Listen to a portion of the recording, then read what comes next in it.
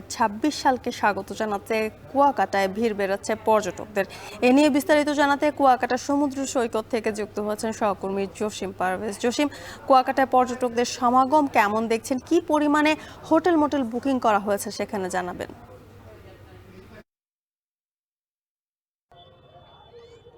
আপনি মাধ্যমে এখন টেলিভিশনের দর্শকদের নববর্ষের শুভেচ্ছা জানিয়ে শুরু করছি। আপনি জানেন যে বঙ্গোপসাগরের তীরে ঘেঁষা যে এই কুয়াকাটা এবং সাগরকন্যা হিসেবে খ্যাতি অর্জন করেছে ইতিমধ্যেই, এবং এই সাগরকন্যা কুয়াকাটার যে নয়নাভিরাম দৃশ্য সেগুলো কিন্তু প্রায় ৩০ কিলোমিটার এলাকা জুড়ে বিস্তৃত।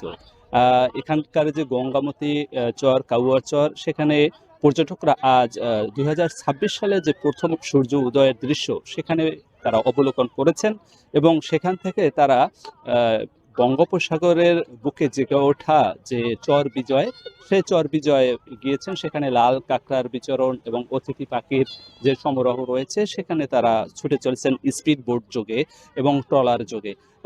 একই সঙ্গে অনেক পর্যটক এখন কিন্তু কুয়াকাটা সৈকতের যে এই 0 পয়েন্ট সংলগ্ন শীতকে উপেক্ষা করে স্নান করে নিচ্ছেন, এবং অনেকেই কিন্তু চোরাবালিহীন যে এই সৈকতের প্রায় 18 কিলোমিটার এলাকায় তারা ঘুরছেন, এবং এখানকার যে দর্শনীয় স্পটগুলো রয়েছে সেগুলো কিন্তু তারা দেখছেন। যেমন এখানকার যে মিস্ত্রিপাড়া বৌদ্ধবিহার সেটিও দেখছেন, একই সঙ্গে শ্রীমঙ্গল বৌদ্ধবিহার সেটিও দেখছেন, এবং এখানকার যে কুয়ার নামে কুয়াকাটা সেই কুয়াও পরিদর্শন করছেন, এবং পালতোলা জাহাজে যে এখানে ২৫০ বছর আগে যে রাখাইনরা এসে এখানে বসতি করেছেন সেই পালতোলা জাহাজটিও দেখছেন।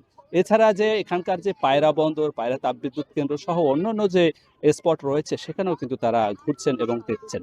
এক কথা বলা যায় যে নতুন বছরকে স্বাগত জানাতে এখানকার পর্যটকরা এসেছেন, এবং এখানকার সকল হোটেল মোটেল অধিকাংশই বুকিং রয়েছে, এমনটি জানিয়েছে ব্যবসায়ীরা। এই ছিল আমার কাছে সবশেষ।